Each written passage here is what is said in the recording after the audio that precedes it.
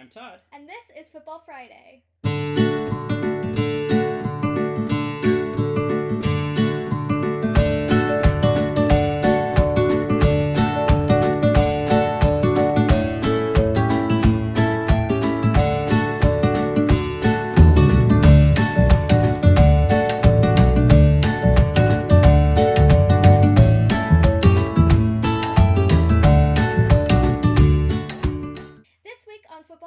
We'll be talking about the offsides rule. The offsides rule? Yes, please explain it to me because I still have no clue what it is. Well, first we need a beer to really get into this. Cheers. Cheers. So, the offsides rule is something to prevent a team from cherry picking, as we would say. So, there's a few different aspects to it. Okay. Mm-hmm. So, normally there's 11 players on the field from each team, right? Yes. And there's two halves on the field. All right. Mm-hmm. So one interesting fact about the offsides rule is you can never be offsides in your own half of the field, where the field you're with the goal you're defending. Okay. You can only be offsides in the attacking half of the field. Okay. So that's the first part of it. All right. That's probably the easiest part. Yes. Okay. Second thing is there's 3 set plays which you cannot be offsides on. Okay. One's a throw-in, one's a corner kick, and one's a goal kick. Okay. Also, typically, if your team does not have the ball, you can't be offsides. Or you can't be called for it. Okay. So if the other team has the ball, technically you're defending, and so you can't be offsides. Okay. Now, so there's some fun things, right?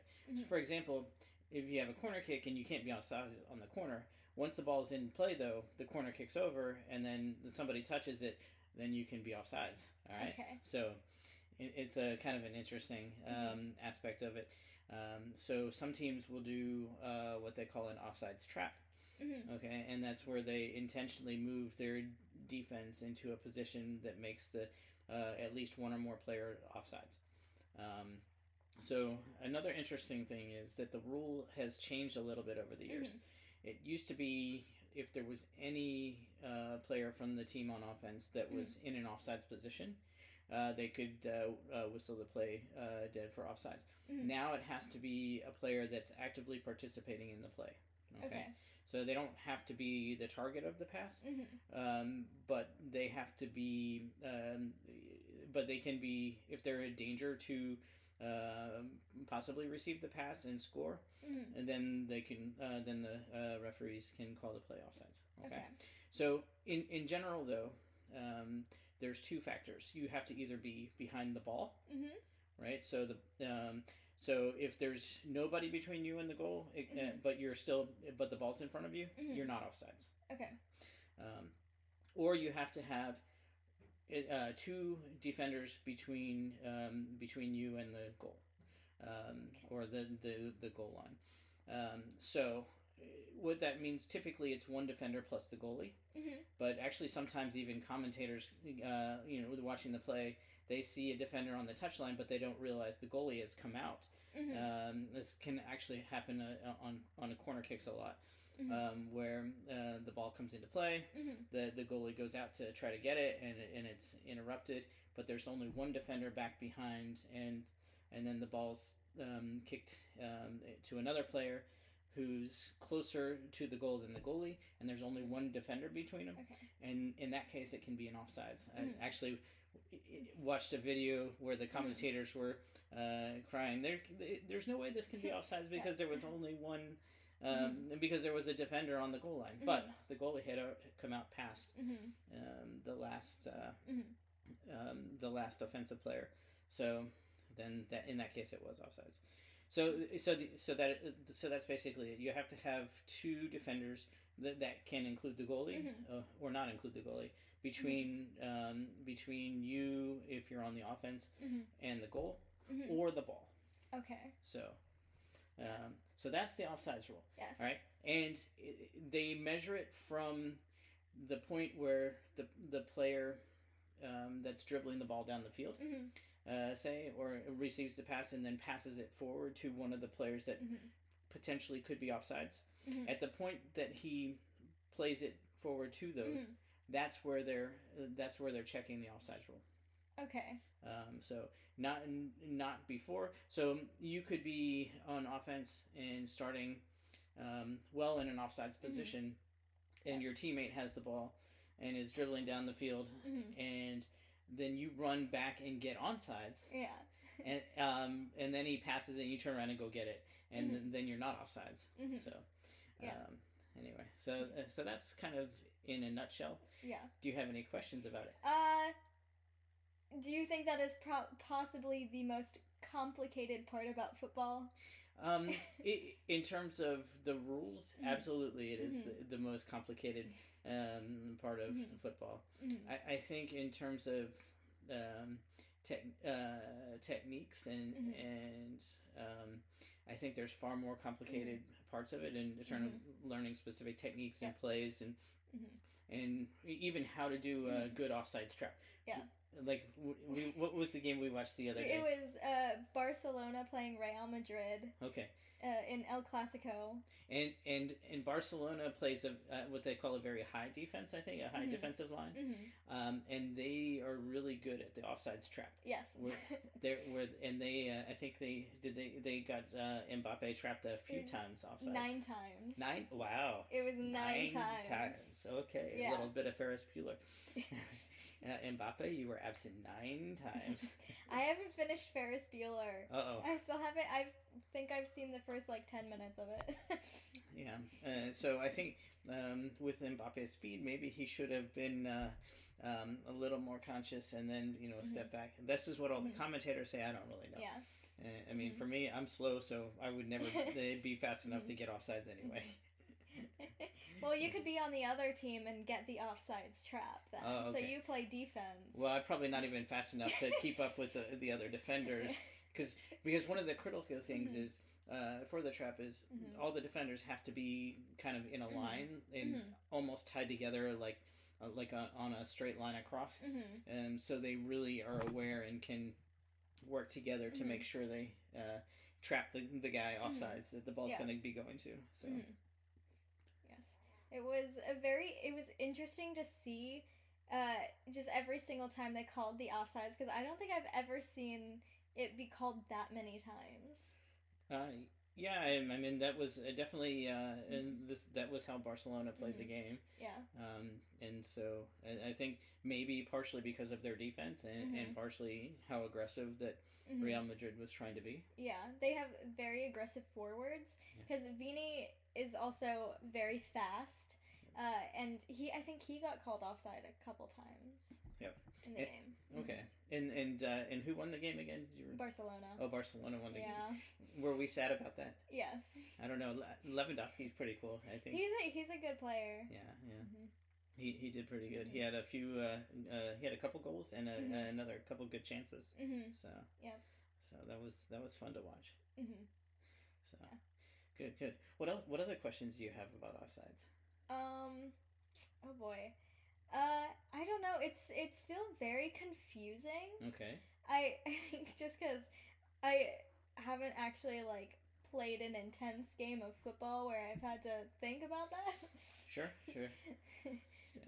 So one of the things that a lot of times the attacking team will do is to avoid the offsides is to try to draw defenders to the player with the ball and then pass it across to an open area and let the guys with speed run from an onside position out and get that.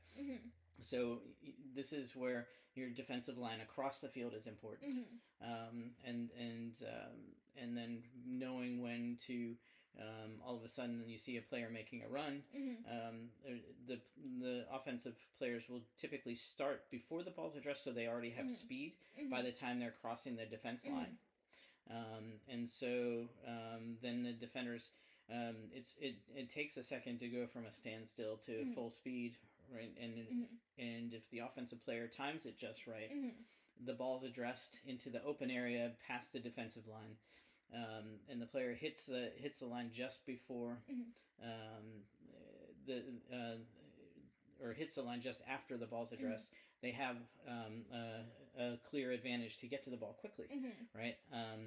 So, and this is also if you have fast defenders and that can accelerate quickly, that can change directions, they can run back and cover that. But also, if they can make up speed and catch up to the player that's gone past them with that now has the ball is going down. The other thing that they'll do is if they don't attack the player with the ball early, and they let him, he can dribble all the way down to the goal line almost, and then the ball's already ahead of everybody, and then they pass it back to somebody who can then have a quick shot in. So a couple ways to kind of work with the offsides rule. So yeah. Okay. Good. Yeah. What's the craziest offsides call that you've seen personally, like while watching a game, either on TV or live, like there?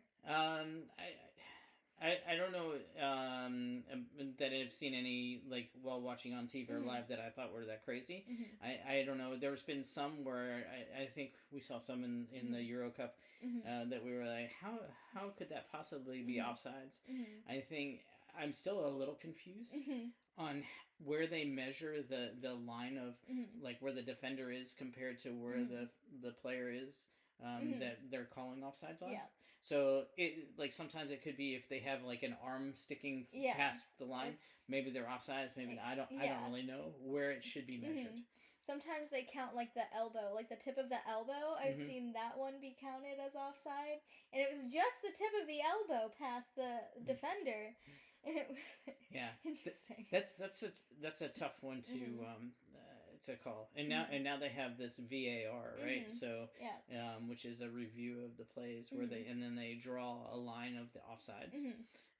So but I in doing a little bit of watching some offsides calls from in one of the, I think the worst calls where they called somebody offsides who wasn't, was in 1990. I think it was Italy versus England in the World Cup. And I think this guy Baggio passed the ball across to another Italian player who was all of a sudden very open beyond the defenders, and knocked a header in to score a goal. And so it was kind of it looked, there's no way, he could have been onside. He was so far past. But in looking at it, when they showed an expanded view of the field, he was actually